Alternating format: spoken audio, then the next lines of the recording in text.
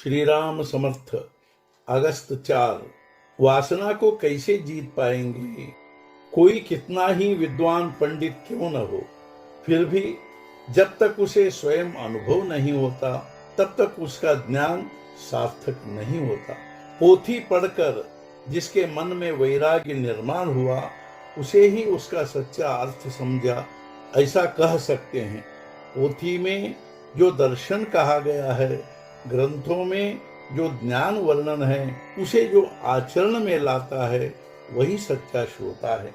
वेदांत रोज के आचरण में उतारना चाहिए, तभी उसका सच्चा उपयोग हुआ, ऐसा कह सकते हैं। इसीलिए सभी अनुभवों में आत्मानुभव उत्तम होता है।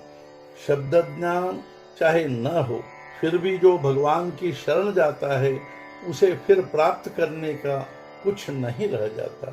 जो शब्द ज्ञान के पीछे पड़ता है, उसका अभिमान बढ़ने लगता है। जो शब्द ज्ञानी नहीं होता, उसमें भी अभिमान होता ही नहीं, ऐसा नहीं है।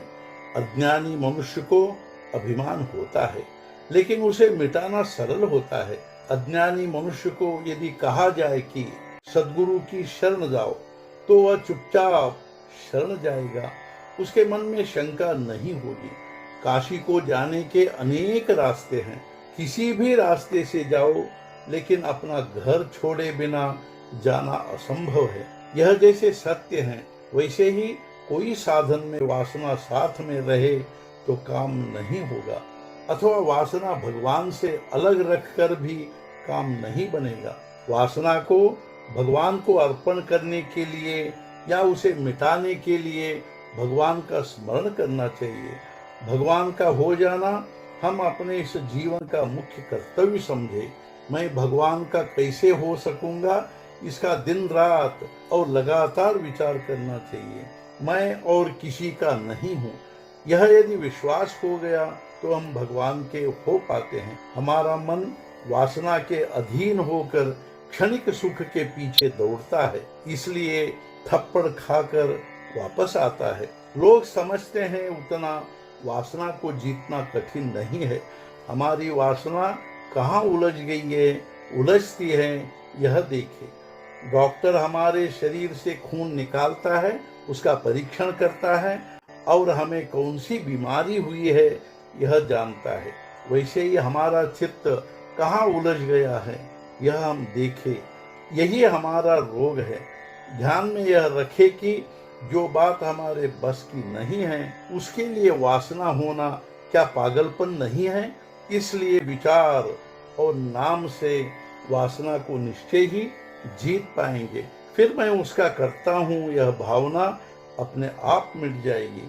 हिमालय पर आकाश से जब बर्फ गिरती है, तब वह बिल्कुल भुरभुरी होती है, लेकिन गिरने के बाद थोड़ी देर में पत्थर से भी ज्यादा ठोस हो जाती है। वैसे ही वासना भी सूक्ष्म और लचीली है, लेकिन हम उसे अपनी देह बुद्धि से अत्यंत ठोस बना लेते हैं और तब उसे निकालना बहुत कठिन हो जाता है। भगवान की वासना हो ही नहीं सकती। जिस प्रकार आटे को कई बार छलनी से छान कर गेहूं का सत्व निकालते हैं, उसी प्रकार विषय वासना पूर्णता नष्ट होने पर जो बचती है, वह भगवान की अर्थात केवल भगवान के लिए वासना होती है। आज का मुख्य विचार, वासना को मिटाने के लिए भगवान का अधिष्ठान ही एकमात्र उपाय है। गुरुनाथ महाराज की जय। जय जय रघुवीर समर्थ।